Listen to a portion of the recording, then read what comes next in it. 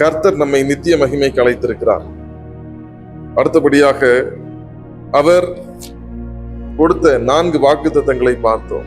நம்மை சீர்படுத்துகிறார், அதாவது பழுது போனவற்றை சரி செய்து முழுமையாக்குகிறார், உடைந்து போனவற்றை சரிப்படுத்தி முழுமையாக்குகிறார்.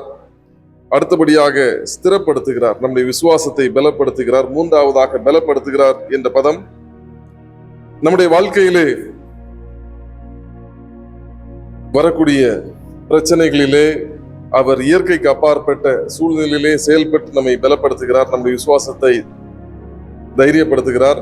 அடுத்தது நிலைநிறுத்துகிறார். நிலைநிறுத்துகிறார் என்று சொல்லும் பொழுது கற்பாறையின் மேல் கட்டப்பட்ட வீடாக புயல் காற்றடித்தாலும் பெருவெள்ளம் வந்தாலும் அசையாமல் நம்மை நிலைநிற்க செய்கிறார். இந்த கர்த்தருடைய வார்த்தைகளை கேட்டு உங்களுக்காக நான் ஜெபிக்க விரும்புகிறேன். அன்பின் ஆண்டவரே, இந்த காணொலியை பார்த்த எல்லாருக்காகவும் ஜெபிக்கிறேன். அப்பா ஆண்டவரே, இந்த காணொலியை பார்த்த ஒவ்வொருவருடைய ஜீவியங்களிலும் பழுது போன காரியங்கள், உடைந்து போன காரியங்கள் சரிவரப்படுவதாக, முழுமையடைவதாக.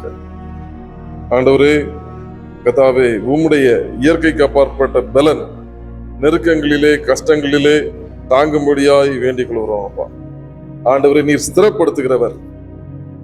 எப்பேற்பட்ட பிரச்சனை வந்தாலும் அது அசையாதபடி எங்களை நிலைநிறுத்த உம்மால் முடியும். அப்பா ஆண்டவரே, நீர் கொடுத்த வாக்குத்தத்தங்களை விசுவாசிக்கிறோம். சகலவித கிருபையும் பொருந்திய தேவன், எங்களை நித்திய மகிமைக்கு அழைத்த தேவன், பாடுகளை அனுபவிக்கிற ஒவ்வொருவரையும் நீர் ஸ்திரப்படுத்துவேன் என்று வாக்கு பண்ணினவர். ஸ்திரப்படுத்தி உங்களுடைய நித்திய மகிமையிலே சேர்த்துக் கொள்வதாக வாக்கு பண்ணியிருக்கிறீங்க. அதற்காக உங்களுக்கு நன்றி செலுத்துகிறோம். தொடர்ந்து ஆவியானவருடைய ஆளுகைக்கும் வழிநடத்தலுக்கும் எங்களை சமர்ப்பிக்கிறோம். வேண்டிக் கொள்கிறோம் ஜெபங்களை நல்ல பிதாவே, ஆமென்.